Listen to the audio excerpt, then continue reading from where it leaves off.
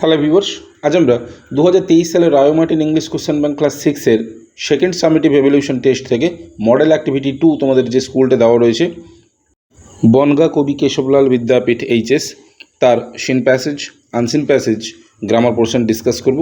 So viewers, তোমরা দেখো। First of all তোমাদের এখানে যে সিন প্যাসেজটা দিয়েছে এটা ল্যান্ড অফ দ্য ফ্যারাউজ থেকে নেওয়া হয়েছে। এখানে স্ফিংস এবং ঈশানের মধ্যে যে কনভারসেশন হচ্ছে তার মধ্যে স্ফিংসের কনভারসেশনটা তুলে দিয়েছে। সো ভিউয়ার্স, আমি টেক্সট প্যাসেজটা পড়ছি, তোমরা একটু ভালো করে দেখো। Sphinx: the pyramids were funerary edifice of the pharaohs, অর্থাৎ পিরামিডগুলো ছিল ফেরাউদের মৃতদেহ সৎকারের একটি অট্টালিকা বা প্রাসাদ। এডিফাইস কথার অর্থ হচ্ছে প্রাসাদ। Pharaoh Khufu's pyramid is the biggest pyramid, অর্থাৎ ফেরাও যে খুফু তার পিরামিডটি হলো সর্ববৃহৎ পিরামিড। বিফোর দ্য বিউরিয়াল, অর্থাৎ সমাধিস্থ করবার আগে, the bodies of the royal persons, অর্থাৎ এই রাজকীয় বা রাজ পরিবারের ব্যক্তিদের দেহগুলিকে had to go through mummification, এদেরকে মমিতে পরিণত করা হতো। দ্য ইজিপসিয়ান প্রিস্টস, অর্থাৎ মিশরীয় পুরোহিতেরা found a way to preserve the dead bodies, অর্থাৎ মৃতদেহগুলিকে সংরক্ষণের একটি পথ খুঁজে পেয়েছিলেন। Spices, chemicals and oils were used by them, বিভিন্ন ধরনের মশলাপাতি, রাসায়নিক দ্রব্য এবং তেল ব্যবহার করতেন। That is how they made a mummy, এভাবেই তারা একটি মমি তৈরি করতেন। লুক, দ্যাটস কুইন নেফারতিতি, দেখো এই হলো রানী Nefertiti. Perhaps the most beautiful queen of Egypt, সম্ভবত মিশরের সবচাইতে সুন্দরী রানী। He is king Tutankhamun who died in his teens, অর্থাৎ ওই হলো রাজা তুতেনখামন যিনি কিশোর বয়সেই মারা গেছিলেন। His body is preserved as a mummy, তার দেহ মমি হিসাবে সংরক্ষিত করে রাখা হয়েছে। এরপরে দেখো, দ্যাটস হাওয়ার্ড কার্টার, এই হলেন হাওয়ার্ড কার্টার হু ডিসকভার্ড, যিনি আবিষ্কার করেছিলেন তুতেনখামানস টম্ব, তুতেনখামানের সমাধিস্থল ইন 1922, 1922 সালে। সো ভিউয়ার্স, এই ছিল তোমাদের সিন প্যাসেজ। এবার এখান থেকে যে প্রশ্নগুলো দিয়েছে চলো ডিসকাস করে নেওয়া যাক। দেখো এর দাগে কী দিয়েছে, অ্যান্সার দ্য ফলোয়িং কোশ্চেন্স, অর্থাৎ নিম্নলিখিত প্রশ্নগুলির উত্তর দাও। ফার্স্ট কোশ্চেনটা দেখো, what is a pyramid, pyramid কি? তার অ্যান্সারটা কী লিখব? Pyramid is a funerary edifice of the pharaohs, অর্থাৎ পিরামিড হলো ফেরাউদের মৃতদেহ সৎকারের একটি অট্টালিকা বা প্রাসাদ। ওকে, এরপরে চলে আসবো আমরা 2i-তে। 2i-তে কী বলেছে দেখো, what is the biggest pyramid, অর্থাৎ সবচাইতে বৃহত্তম পিরামিড কোনটা? তাহলে অ্যান্সার কী লিখব? দেখো, pharaoh Khufu's pyramid is the biggest pyramid, অর্থাৎ ফেরাও যে খুফু তার পিরামিডটাই হচ্ছে সর্ববৃহৎ বা বৃহত্তম পিরামিড। ওকে,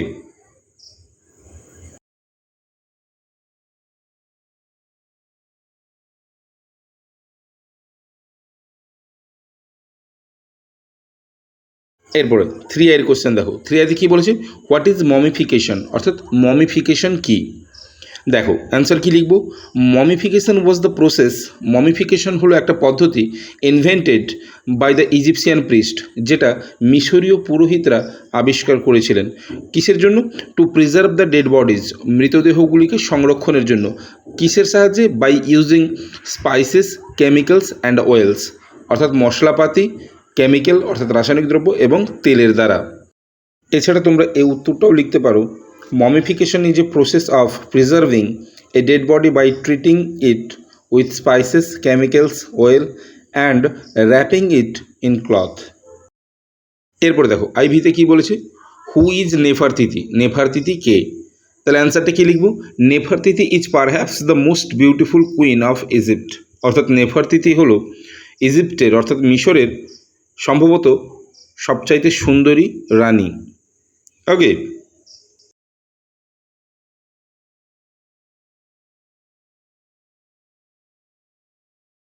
এরপরে চলে আসবো আমরা 2-এর দাগে রিডিং কম্প্রিহেনশন আনসিনে।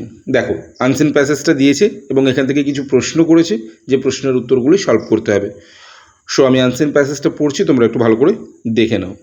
ওকে, দেখো, the sun is a ball of fire, অর্থাৎ সূর্য হলো একটি জ্বলন্ত অগ্নিপিণ্ড বা জ্বলন্ত আগুনের গোলা। It is far away from the earth, এটি পৃথিবী থেকে অনেক দূরে অবস্থিত।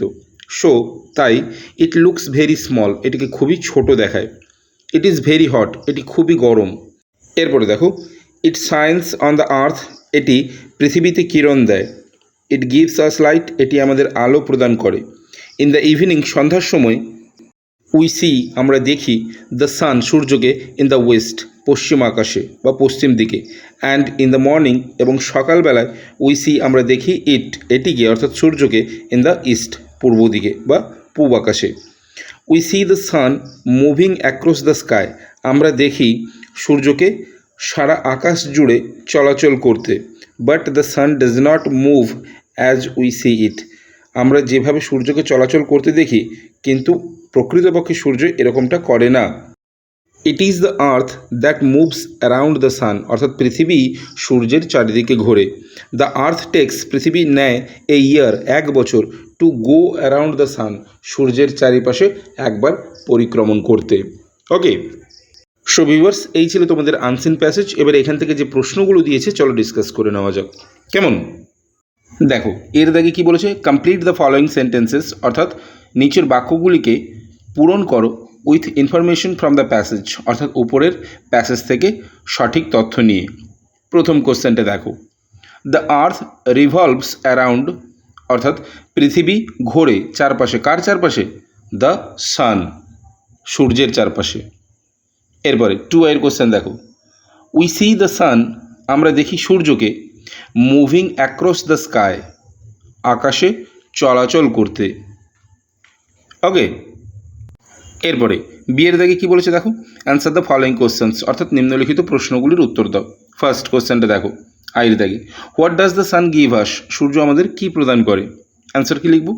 দ্য সান গিভস আস, সূর্য আমাদের প্রদান করে লাইট অ্যান্ড হিট, আলো এবং উত্তাপ। এরপরে 2 এর কোশ্চেনটা দেখো, why does the San look small, কেন সূর্যকে এত ছোট দেখায়? তাহলে অ্যান্সার কী লিখব?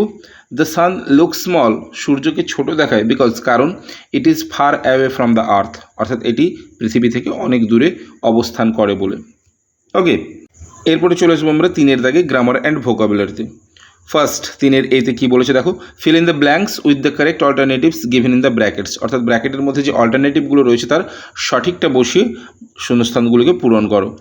আইয়ের কোশ্চেনটা দেখো, curry and rice dash my favourite, আর এবং ইজ রয়েছে, এর মধ্যে ইজ হবে, তাহলে curry and rice is my favourite.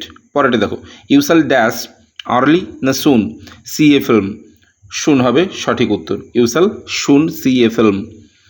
এরপরে দেখো, she is dash a or an European, হবে কি তাহলে? She is a European. এরপরে আইভিটা দেখো, each of the children dash arrived, answer কী হবে? Has arrived. এরপরে বিয়ের দাগে দেখো কি বলেছে, fill in the blanks with suitable adverbs given in the box, অর্থাৎ নিচে যে হেল্প বক্সটা দেওয়া রয়েছে সেখান থেকে উপযুক্ত অ্যাডভার্বগুলো নিয়ে শূন্যস্থানগুলিকে পূরণ করো। ফার্স্ট কোশ্চেনটা দেখো, the book is dash written, হবে কি হবে? Well written. পরেরটা দেখো, I can not find my pet dog dash, answer কী হবে? হেয়ার। এরপরে দেখো, দ্য সোলজার্স ফট ড্যাশ, হবে কি? ব্রেভলি। এরপরে শীতে কী বলেছে, add prefix or suffix. First কোশ্চেনটা দেখো, লার্ন রয়েছে, লার্ন থেকে হবে আনলার্ন, এবং 2 আইতে রয়েছে রেস্ট, রেস্ট থেকে হবে সাফিক্স যোগ করে রেস্টলেস। ওকে, এবারে ডিতে কী বলেছে, find a word from the unseen passage which means the following, অর্থাৎ নিয়ারেস্ট মিনিং খুঁজতে বলেছে। প্রশ্নটা হচ্ছে, the plants on which we live, হবে কি? আর্থ।